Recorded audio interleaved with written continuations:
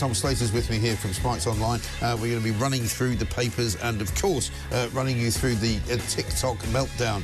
And also not just on TikTok and social media, but the general lefty meltdown, because they can't believe that Donald Trump has been elected by a bulk of people in the United States of America, a massive majority, by the way, who have just been sick and tired of the woke agenda coming out of the Democrats. Joe Biden is dead and buried. He will go down in history as one of the few one-term presidents, because most presidents actually get 2 terms. He's not going to get a second term because he's so useless. He doesn't even remember. There's a great meme that was going around yesterday with Joe Biden's face going, "Did I win?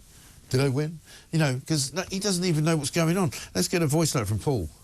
Morning, Mike. Paul from Hartlepool. This is the second day since July the 5th that I've awoken very, very happy. I do hope our Foreign Secretary, Nigel Farage, can secure us an excellent trade deal with the Americans in the next couple of years. Good morning. Yeah, I mean, we spoke to Nigel Farage yesterday, and he said very much, Tom, that he would be willing to be a bridge between Donald Trump and Keir Starmer, cleverly, as ever, putting himself right in the middle of the events which are going to go on. And, of course, I can't imagine that Keir Starmer will take him up on the offer. But, you know, it does make Nigel Farage even more powerful in Parliament now, because he's personally close friends with the President of the United States of America. No, absolutely. And it just, doesn't it, underline how catastrophic this has been for Keir Starmer. I mean, not just because of the fact that he's got Nigel Farage knocking at his door, offering his services, but, you know, when he put out that message, you know, congratulating the President-elect and so on, you do just think, like, David Lammy must be packing his suitcase. Like, this, how can this possibly go on? I mean, it is worth saying that, like, I think Trump has a tremendous capacity to kind of get over people saying bad things about him, provided they kiss the ring, doff the cap. Yes. I was talking to somebody about this last night. Like. I don't think it's even that. I think that people, I mean, Nigel said, you know, Donald Trump's very happy to sort of forgive people. I think he's more than that. I think he's about kind of controlling you because of your shame. So he'll have David Lammy in the room and he'll go, "How you doing, Lammy? You okay?" And Lammy will be going, "Oh, yeah, it's fine, yeah. Hey, remember those things you said about me? I don't mind. It's fine." And he's got him. He's then got the guy on toast. You know, Lammy will literally crawl around on the floor just in order to get something from him. And so I think Trump sees that, as most business people would, as a weakness. So if you're weak, he's going to control you. So he's more than happy to deal with Lammy and to deal with Starmer, who's constantly doffing his cap and saying, "Oh, you know, sorry about what Sadiq Khan said," because he's got them. And then he can just say, "Look, I'll do you a favour, you know, I'll give you a trade deal, but you're basically, you know, my, I don't know if I can say biatch, can I? I don't know. But that's kind of where we are. I got this from Gary in Leeds. At last, America has been unburdened from what has gone before. There we go. Which, of course, is the famous Kamala Harris quote. Let's have a look at some more lefty meltdowns, because Rory Stewart, who's a very odd man, I have to say, former Conservative MP, went sort of on a weird journey from being a sort of a wet Conservative to an independent, ran for London Mayor, failed, you know, spectacularly to get that, and has now found himself on a podcast called The Rest is Politics, owned by Gary Lineker, in cahoots with Alistair Campbell, you know, the man that's sexed up a dossier to take us into war with Iraq. And he, for some reason, I don't know why, and maybe you can explain it, leading up to the vote, kept telling everyone, "You don't get it. I'm predicting, and I'm predicting it by putting my money where my mouth is. I'm putting a massive bet on the fact that Kamala Harris is going to win by a landslide," right? And he just kept saying it. And people were going, "We're not even asking you to say it, but you keep saying it. Why do you keep saying it? It's very weird." Anyway, of course, he was more shocked than anyone when it turned out that he got it massively wrong. Let's have a look. I got it totally wrong. I thought Kamala Harris would win, and I believed she would win comfortably. I thought it would be over quite quickly. Despite the polls showing 50-50. Why? Well, I can repeat my arguments. They were technical arguments about young African-American voters and how they would turn out, her ground game, the money, the performance of Biden's administration. It's all turned out to be wrong, completely wrong. Very practical. I mean, in any other game, right, you go, and not only that, but I'm now going to retire from the business of political punditry. I'm going to stop recording a podcast every week, and I'm just going to go and hide in a cave for the rest of my life because I'm such an idiot. There's a very low price for failure in this particular game. I mean, especially these two. Plonker. You know, he's going to be on Plank of the Week this week. You might even win it. To the extent I have subjected myself to The Rest is Politics, I am staggered by how depressingly successful it is. You know, you would get more insight from someone who occasionally walks past The Guardian. Like, for two people who have been in the middle of politics, in Alistair Campbell's case and in Rory Stewart's case, at quite a high level in government, Their complete lack of grip of the issues, their complete lack of understanding of where the country is, whether that's here or in the US, is absolutely staggering.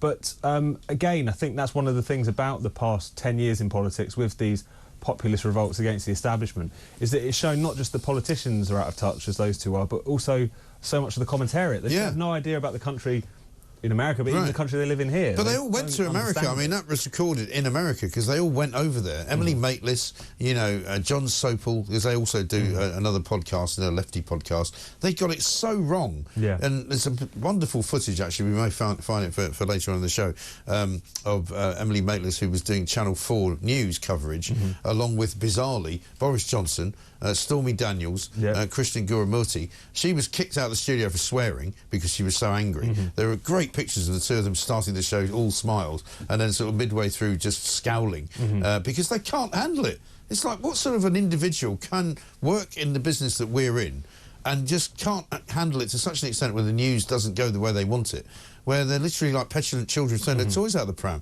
Do your bloody job, you know, professional journalist. Stop it. No, I think it's a reminder, though, is that for a certain kind of layer of society, for people in the political and media classes, like, they really didn't experience losing for a very long time until about 2016, and it really messed them up. Like, everything they thought about politics, everything they thought the trajectory we were on as societies was towards their values, and as soon as that was upended, they lost it very quickly, and they've been losing it ever since. I know, exactly. Elon Musk just tweeted this about an hour ago, by the way. Arizona just declared for Donald Trump, making it a clean sweep of all swing states, so that's confirmed. He says a massive red wave success. It's beyond a landslide, as Republicans have won the presidency, the popular vote, the Senate majority, House majority, state governor majority, state legislature majority. He said the few states that didn't go red are mostly ones without voter ID requirements. Must be a coincidence.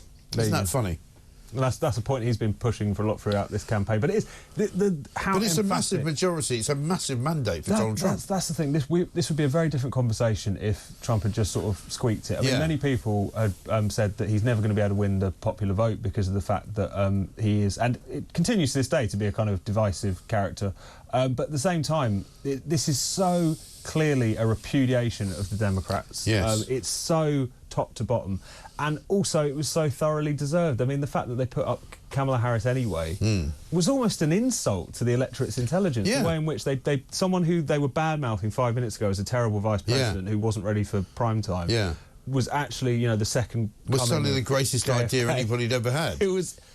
People saw through it instantly, and I think they were almost affronted by the fact that they were expected to get behind this. Yeah, exactly right. And, you know, the arguments that he's the most divisive character in America, well, apparently not. He appears to have united America against the Democrats. And he's got a bigger mandate, I think, than any president in sort of recent times. He's got a bigger mandate than certainly Joe Biden had, bigger mandate than Barack Obama had, bigger mandate than Bill Clinton had. You know, I mean, just the list goes on. Well, I think Trump's an interesting character as well, because people try and present his support as like a bit of a culted personality, like people have been sort of hoodwinked and brainwashed and what have you, had their prejudices pricked.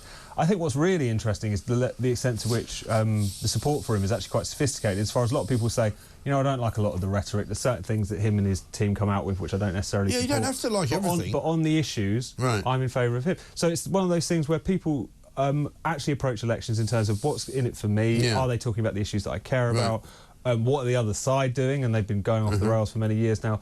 This was again completely explicable if you just looked at where American politics was heading. And that's what's funny about the Rory Stewart thing. He was like, this doesn't make sense because the Biden administration was a great success. And have you seen what's been going on? And also, what we didn't see is his later explanation is the reason that he was wrong was that basically he's a nice person. And the reason that he predicted that she would win is because he felt that that was the optimistic view of the world, and he was sick to death of negativity. And so he wasn't wrong because he actually got any facts wrong. He was only wrong because he's a nice bloke. And you go, how deluded are you, you tiny little tooth-faced weirdo? What's wrong with you? It's like, I'm not angry, I'm just disappointed. You know, like, Americans have let Rory Stewart down in quite a big way, and they should think about that. I mean, if I was Rory Stewart, I'd literally, as I say, just disappear now.